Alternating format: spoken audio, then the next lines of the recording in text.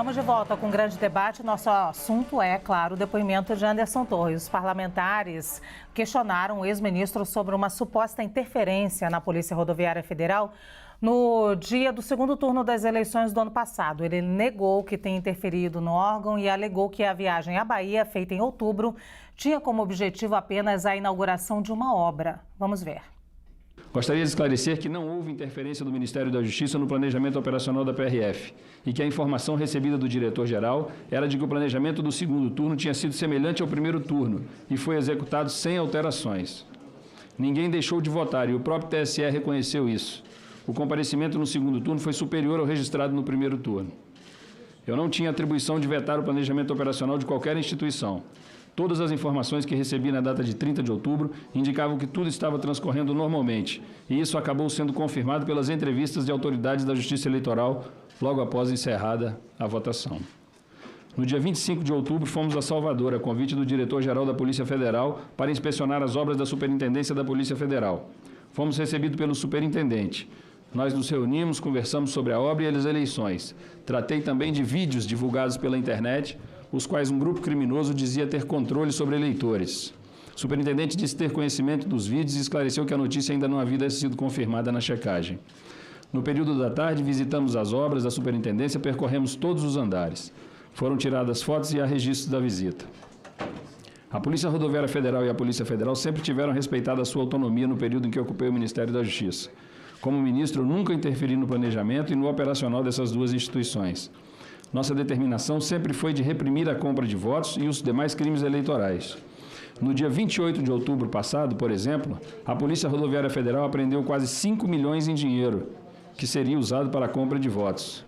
Isso foi amplamente divulgado, assim como o trabalho da Secretaria de Operações Integradas do Ministério da Justiça, que no primeiro turno ajudou na repressão a 1.378 crimes eleitorais e 352 prisões. Tudo isso foi feito com total transparência. Ninguém deixou de votar e o próprio TSE reconheceu isso no segundo turno. A Diretoria de Inteligência do Ministério da Justiça produziu uma planilha onde constavam os locais onde os candidatos Lula e Bolsonaro haviam obtido mais de 75% dos votos no primeiro turno, com o intuito de fazer um cruzamento e identificar possíveis crimes eleitorais nesses redutos. Esse documento não foi compartilhado com a Polícia Rodoviária Federal e, até onde eu sei, também não foi difundido nos canais de inteligência. Vamos ao debate, então. Nesse segundo bloco, eu tenho comigo o nosso time titular, um luxo, gente que entende muito de direito, Janaína Pascoal, o ministro Zé Eduardo Cardoso já estava aqui com a gente, Roberto Tardelli e a Samantha Maia. Janaína, como essa ação da PRF, feita mais de 2 meses antes dos ataques, né, a gente está falando, pode ter alguma influência, ligação com as investigações do dia 8 de janeiro? No primeiro momento eu não vislumbro correlação, mas foi uma decisão da relatora, né, ao apresentar o plano de trabalho, estabelecer pontos que ela considerou que poderiam evidenciar uma desconfiança, um trabalho orquestrado, seja para impedir a eleição do oponente, do então presidente Bolsonaro, seja para impedir a posse do presidente eleito, né? Então foi um trabalho, na verdade, uma eleição da relatora, quando apresentou o plano de trabalho para a CPMI, esse plano foi aprovado. Agora, conforme as investigações avançam e eu tenho procurado acompanhar os depoimentos, eu não estou conseguindo vislumbrar essa conexão. Não me parece, né, com o que vem sendo apresentado, que tenha havido uma deliberação, seja do Ministério da Justiça à época, seja da chefia da Polícia Rodoviária Federal, de interferir nas eleições. Tá? Não tenho essa convicção. Com relação ao depoimento, né, vários pontos chamaram a atenção, inclusive na arguição ali de alguns parlamentares. Eu destaco aqui a arguição da senadora Damares, porque é fato que houve melhora nos índices em termos de segurança pública na gestão do secretário, do então ministro Torres, a queda dos homicídios. Então, destaco aqui a fala da senadora. Destaco a arguição do deputado Feliciano, né? Quero aqui respeitosamente ao senhor deputado dizer que aquela arguição, a meu sentir, só prejudicou o depoente, né? Ele poderia ter feito ali uma arguição mais técnica, talvez até tenha ajudado o depoente a esclarecer melhor os fatos, mas quando ele muda o tom, acaba gerando uma indignação, né? E até uma antipatia que passa para o coitado do depoente ali. No fim, ele acabou, com todo respeito, prejudicando. E eu quero aqui destacar um último ponto, até para nós podermos debater, que é o seguinte: a linha de defesa do ex-ministro e ex-secretário de Segurança finda por defender também os quadros do governo Lula. Né? Porque, assim, ele foi ali muito categórico de que não houve alertas. Né? Pode ser que, como ele estava ali com férias anunciadas, que ele não tenha recebido esses alertas e o sucessor dele tenha recebido, mas muito do que vem sendo produzido vai no sentido de que houve alertas a todas as autoridades competentes nos mais diversos níveis. Então, a fala do ex-ministro e ex-secretário, ela vem no sentido da sua autodefesa, mas também na defesa de outras autoridades. É por isso que a quebra dos vários sigilos, no caso dele já houve, né? Mas de todos os investigados e aqueles que ainda não são investigados, mas precisam ser, como o ex-ministro G. Dias, essas quebras de sigilos, elas serão importantes, porque ou todos foram avisados, ou ninguém foi avisado, ou tem que ficar claro que ele já tinha passado o comando e por isso ele não foi avisado. Porque é um depoimento que, na verdade, defende outros agentes nesse momento. Sem contar que ele fala em alguns momentos, né, Janaína, vou passar agora para o Zé Eduardo Cardoso, ele fala em alguns momentos que essa responsabilidade era do governo do Distrito Federal e da Secretaria de Segurança Pública. E em 2 momentos ele acaba ajudando então ali. Mas ele também fala que a defesa dos prédios era federal. Sim. Né? Então houve esses 2 momentos. O executar o plano era do distrito, mas a defesa dos prédios era federal. E ele fala que o Palácio, por exemplo, era o prédio mais seguro, é o prédio mais seguro que existe. Então, um depoimento que tem que ser olhado ali com lupa, porque ele serve ao depoente, mas a outras autoridades também. Zé Eduardo Cardoso, a gente já falou sobre alguns pontos do depoimento antes, no primeiro bloco, e agora sobre especificamente essa fala do ex-ministro Anderson Torres, quando diz sobre a PRF, aquela ida dele, então, à Bahia e essa desconfiança de que houve uma tentativa no segundo turno das eleições ali de barrar eleitores.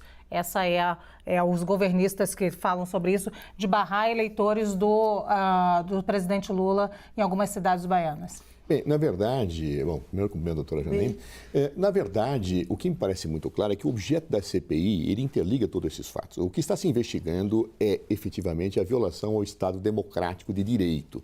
E isso passa por 3 momentos. O momento da coleta do voto, em que terem sido adotadas práticas que evitavam a coleta do voto na perspectiva de eleger alguém que não fosse Jair Bolsonaro. Segundo, a deslegitimação do resultado desfavorável a Jair Bolsonaro, que se daria pelo descrédito do sistema de coleta de votos. E o terceiro, uma tentativa de obstar que o atual governo tivesse o exercício das suas funções, é aquilo que nós chamamos de golpe.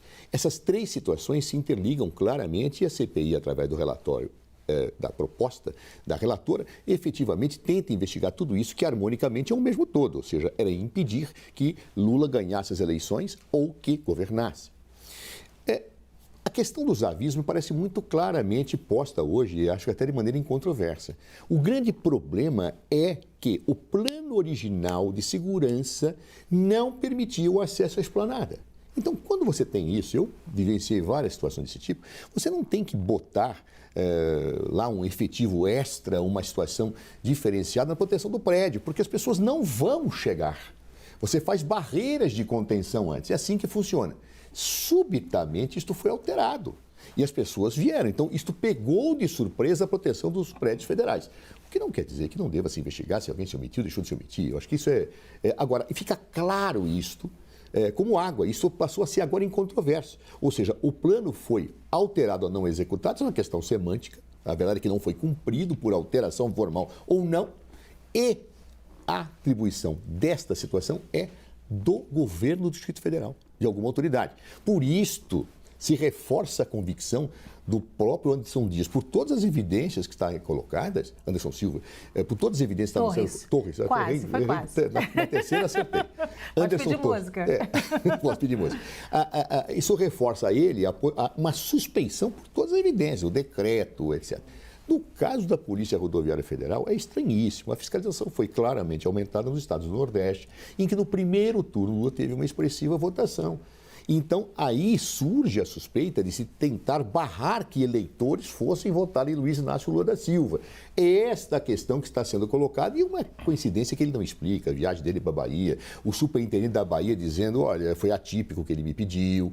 Então, há muita coisa que realmente deixa o senhor Anderson Torres em maus lençóis. Samantha, antes da Samantha pegar a palavra, quero dizer para o nosso telespectador que a gente está com a imagem ali ilustrando, imagem desse primeiro momento da CPI, que promete voltar daqui a 1 minuto, é promessa, mas a gente conhece o Brasil, então a gente vai ficar com essa imagem. Óbvio que quando voltar ao vivo com a CPI, a gente vai trazer para vocês. Samantha. Bom, boa tarde, Lu, boa tarde, colegas.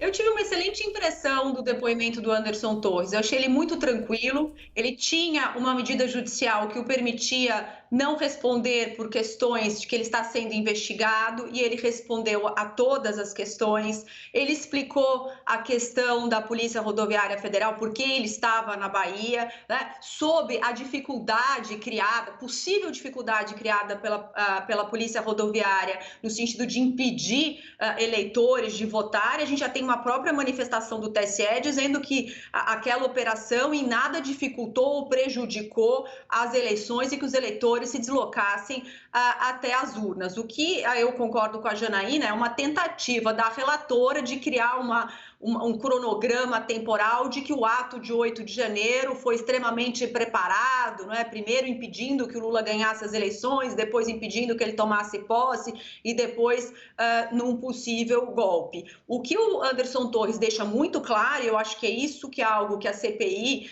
bem como a Polícia Federal, tem que investigar, é porque que o plano inicial não foi executado. Se ele não foi executado, alguém alterou, não é? Ou deu outro comando. Eu acho que é aí que reside toda a chave dessa questão. Mas para se alcançar essa resposta, eu concordo com a Janaína, a gente tem que quebrar o sigilo de todas as autoridades envolvidas, porque se ele não foi alertado e o governo federal também não, quem tinha acesso às informações ou ele efetivamente foram alertados e não tomaram nenhuma atitude. Então a gente precisa realmente ter acesso a todas essas informações de todas as autoridades envolvidas para aí sim apurar a responsabilidade por ação ou por omissão de cada um deles.